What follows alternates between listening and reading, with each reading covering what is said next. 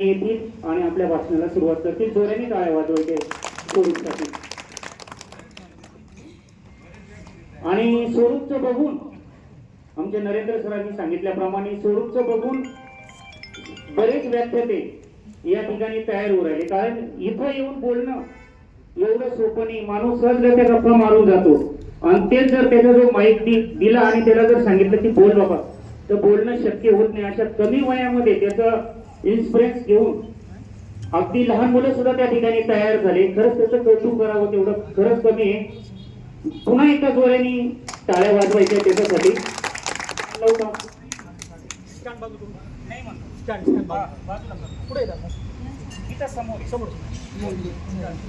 सर्वांना माझा जय भीम.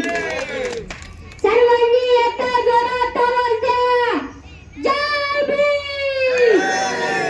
जगाला सर्वप्रथम शांतीचा आणि क्रांतीचा संदेश देणारे तथागत गौतम बुद्ध, अखंड हिंदुस्थानचे आराध्य दैवत छत्रपती शिवाजी महाराज आणि त्यांना घडवणाऱ्या महासाहेब जिजाऊ, स्वराज्याचे ठाकले धनी छत्रपती संभाजी राजे, हे विश्वाची माझे घर असे म्हणणारे संत ज्ञानेश्वर माऊली, ज्यांनी आपल्याला कधीही भंग न पावणारी अशी अभंग गाथा दिली असे जगद्गुरु तुकोबाराय, मन चंगा तो पटदिन गंगा असे म्हणणारे संत रोहिदास महाराज, कर्म हीच पूजा सांगणारे संत सावतामाई, शांती ब्रह्म एकनाथ महाराज, ज्यांनी आपली भगवी पताका पंजाब पर्यंत नेली असे संत नामदेव महाराज, ऊस डोंगा परी रसन डोंगा काय बुलिलासी वरली रंगा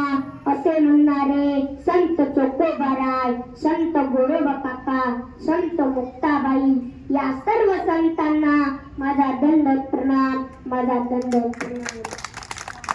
तसेच स्त्री शिक्षणाचे जनक क्रांतीसूर्य महात्मा फुले आणि सावित्रीबाई फुले, आरक्षणाचे जनक छत्रपती शाहू महाराज, भारतीय राज्यघटनेचे शिल्पकार बुद्धी सम्राट महामानव डॉक्टर बाबासाहेब आंबेडकर, माता जिजाई, माता अहिल्यादेवी, माता भीमाई, माता रमाई, देव जगडात नसून देव माणसात आहे असे म्हणणारे संत गाडगे बाबा, या सर्व महापुरुषांना माझे नम्र अभिवादन, माझे नम्र अभिवादन.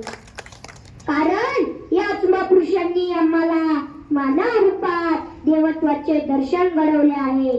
हीच आमच्यासाठी देव आहे, हीच आमच्यासाठी देव आहे. कुणी देव बघितला नाही, पण याच महापुरुषांनी आम्हाला माणूस म्हणून जगण्याचा अधिकार दिलेला आहे. चला पुढे जाऊ.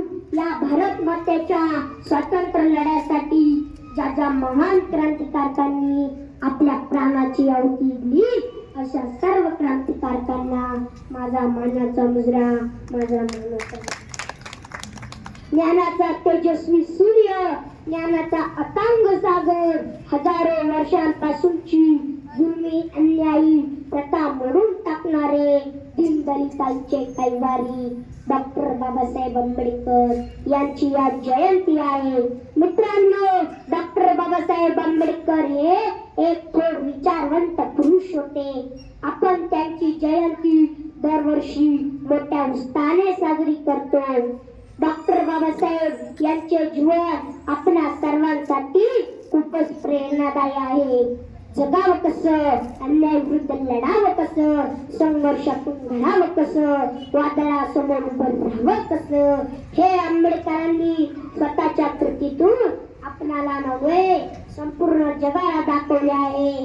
हो, बाबासाहेबांनी कोणी एका जातीसाठी काम केले नाही, तर देशातील प्रत्येक घटकांसाठी काम केलेले आहे. त्याचेच एक उदाहरण म्हणजे मी तुमच्या समोर भाषण करतोय. भाषण स्वातंत्र्याचा अधिकार मला माझ्या बाबासाहेबांनी मला दिलाय. बाबासाहेबांनी 2 वर्षे 11 महिने 18 दिवस रक्ताचं पाणी करून, रात्रीचा दिवस करून आपल्या भारताला जगातील सर्वात मोठी अशी राज्यघटना मिळवून दिली. एक वेळची गोष्ट आहे. माझे वडील आणि मी एका कामाला गेलो होतो. त्यावेळेस एक व्यक्ती माझ्या वडिलांना म्हणाली की काय बाप बेटे लईच सुटाबुटात. त्यावेळेस माझे वडील त्या व्यक्तीला म्हणाले, हा हक्क आम्हाला आमच्या बापाने दिलाय आणि त्या बापाचे नाव म्हणजे डॉक्टर भीमराव रामजी आंबेडकर. डॉक्टर भीमराव रामजी आंबेडकर. म्हणून मला एक गाणं खूप आवडतं. ते गाणं मी तुमच्या समोर सादर करतो. अरे VIP गाणं, VIP गाणं, VIP माणसानं मान, VIP गाणं, VIP गाणं, VIP माणसानं मान. अरे बाबासाहेबान दिलंय बाबासाहेबान, बाबासाहेबान दिलंय बाबासाहेबान. अरे भीमामुळं बदलली रे जिंदगी काज, आज इस्त्रीची कापड त्याला अत्तराचा वास. अरे भीमामुळं बदलली रे जिंदगी काज, आज इस्त्रीची कापड त्याला अत्तराचा वास. बारीकला सुट्टन बारीकला बुट्ट अंगावरी सोनं नान, बारीकला सुट्टन बारीकला बुट्ट अंगावरी सोनं नान. हे बी बाबासाहेबान दिलंय बाबासाहेबान, बाबासाहेबान माझ्या बाबासाहेबान, बाबासाहेबान दिलंय बाबासाहेबान. म्हणून म्हणतात परत येतात बोला बोला जय भीम.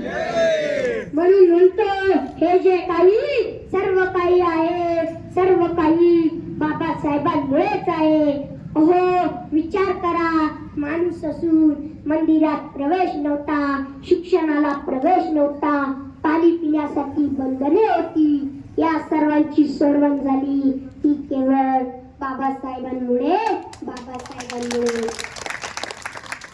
कधी शाळेत न जाणारे गाडगे बाबा लाखो लोकांच्या समोर बोलायचे, माय बाप हो तुम्ही देव पाहिलाय का? लोक म्हणायचे नाही बा. मग तुम्हाला देव पाहायचाय का? लोक म्हणायचे हाव. मग गाडगे बाबा खुर्चीवर बसलेल्या डॉक्टर बाबासाहेब आंबेडकरांकडे बोट दाखवून म्हणायचे, ते पहा सुटाबुटात बसलेले डॉक्टर भीमराव रामजी आंबेडकर. हे आहेत तुमचे देव.